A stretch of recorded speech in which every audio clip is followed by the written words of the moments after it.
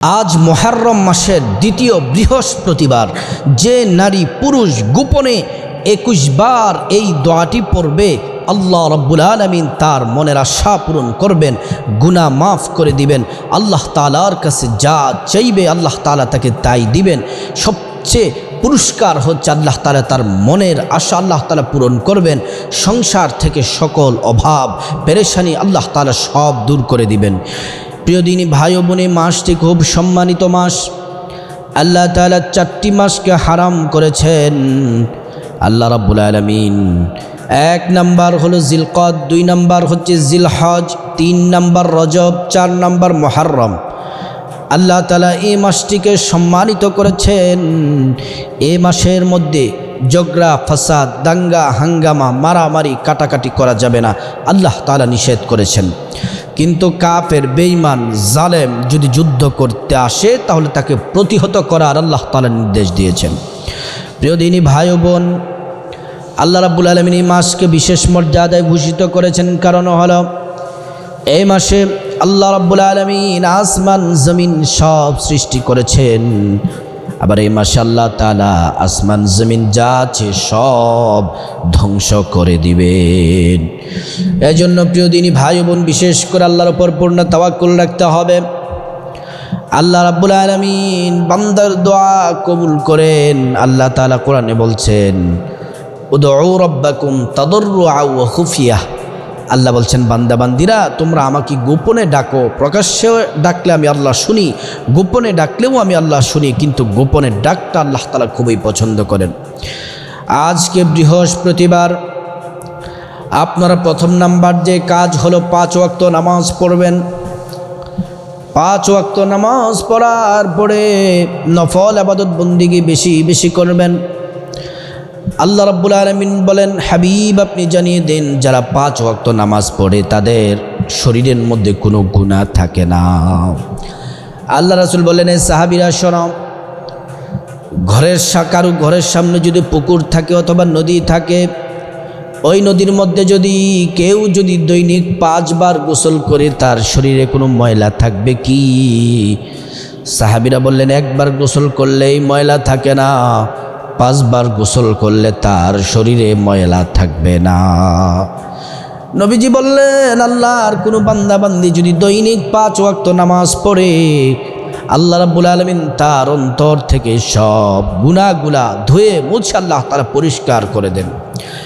নামাজ হচ্ছে এমন একটি ইবাদত, নামাজ পড়লে আল্লাহ তাআলা সকল গুনাহের কাজ, নামাজ আপনাকে প্রোটেক্ট করবে, নামাজ আপনাকে বিরত রাখবে। এটা আমার কথা না, আল্লাহ কোরআনে বলছেন, ইন্নাস সালাতা তানহা আনিল ফাহশাই ওয়াল মুনকার। নিঃসন্দেহে নামাজ সকল অশ্লীল গুনাহ খারাপ কাজ থেকে বিরত রাখে।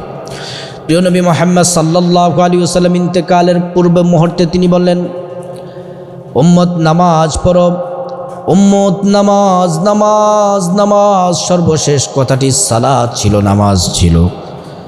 আল্লাহ রাসূল সাল্লাল্লাহু আলাইহি ওয়াসাল্লাম আম্মা জান আয়েশাকে বলেন, আয়েশা পর্দাটা সরিয়ে দাও। হুজরা মুবারকের পর্দা সরিয়ে দিলেন। আল্লাহর রাসূল দেখতেছেন আবু বকর সিদ্দিক রাদিয়াল্লাহু আনহু তিনি ইমামতি করছেন, আর পিছনে সাহাবীরা সারিবদ্ধভাবে দাঁড়িয়ে নামাজ পড়তেছেন। নবীজি চোখের পানি ছেড়ে দিলেন। আম্মা জান আয়েশা বললেন, ওগো আল্লাহর হাবিব, চোখের পানি কেন ছেড়ে দিলেন? কাঁদতেছেন কেন গো মায়ার নবীজি? আল্লাহর হাবিব বলেন, ওগো আয়েশা, সব চোখের পানি কিন্তু কষ্টের হয় না, কিছু চোখের পানি আনন্দের হয়। আজকে আমার চোখ দিয়ে যে পানি পড়তেছে সেটা আমার আনন্দের চোখের পানি। এই নামাজ কায়েমের জন্য, দিন কায়েমের জন্য তায়েফের ময়দানে আমি আহত হয়েছিলাম, রক্তাক্ত করা হয়েছিল, উহুদের জমিনে দান দান শহীদ করা হয়েছিল। এই নামাজ কায়েমের জন্য, দিন কায়েমের জন্য এত কষ্ট করেছে, আমি আমার মাতৃভূমিতে থাকতে পারি নাই। দেখো দেখো আজকে আমার উম্মতরা নামাজ পড়তেছে, এটাই আমি চেয়েছিলাম।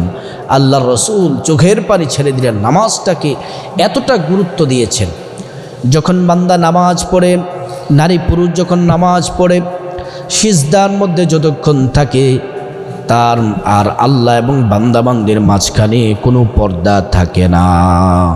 এজন্য প্রিয় দিনী ভাই ও বোন, আপনাদেরকে বলতেছি 5 ওয়াক্ত নামাজ পড়বেন। নামাজ পড়ার পরে আপনারা তাসবিহ তাহলিল পড়বেন, আল্লাহু আকবার পড়বেন, আস্তাগফিরুল্লাহ আস্তাগফিরুল্লাহ 3 বার পড়বেন। তারপরে পড়বেন আল্লাহুম্মা আনতাস সালাম ওয়া মিনকাস সালাম তাবারাকতা রব্বানা ওয়া তাআলাইকা ইয়া যাল জালালি ওয়াল ইকরাম। তারপরে আয়াতুল কুরসি পড়বেন। তারপরে আয়াতুল কুরসি পাঠ করার পরে 33 বার সুবহানাল্লাহ পড়বেন, 33 বার আলহামদুলিল্লাহ পড়বেন, 34 বার আল্লাহু আকবার পড়বেন। আল্লাহু আকবার পড়ার পরে আপনারা দুরূদ শরীফ পড়বেন আল্লাহর রাসূল পর যতবার পারেন, 10 বার, 50 বার, 70 বার, 100 বার, 500 বার, যতবার পারেন দুরূদ পড়বেন। তারপর ইস্তিগফার পড়বেন, 21 বার ইস্তিগফার পড়বেন, আস্তাগফিরুল্লাহ আস্তাগফিরুল্লাহ আস্তাগফিরুল্লাহ। অথবা এটা পড়বেন আস্তাগফিরুল্লাহাল্লাযী লা ইলাহা ইল্লা হুয়াল হাইয়ুল কাইয়্যুম ওয়া আতুবু ইলাইহি লা হাওলা ওয়ালা কুওয়াতা ইল্লা বিল্লাহিল আলিয়্যিল আযীম। এই ইস্তিগফারটি পাঠ করবেন। তারপরে হাত তুলে আল্লাহর কাছে চোখের পানি ছেড়ে দিয়ে কান্নাকাটি করবেন। সংসার অভাব দূর হয়ে যাবে, বিপদ মুসিবত দূর হয়ে যাবে, আয় রুজিতে সংসারে বরকত হবে, ব্যবসা বাণিজ্যে চাকরি বাকরিতে বরকত হবে। আল্লাহ তাআলা গুনাহ মাফ করে দিবেন।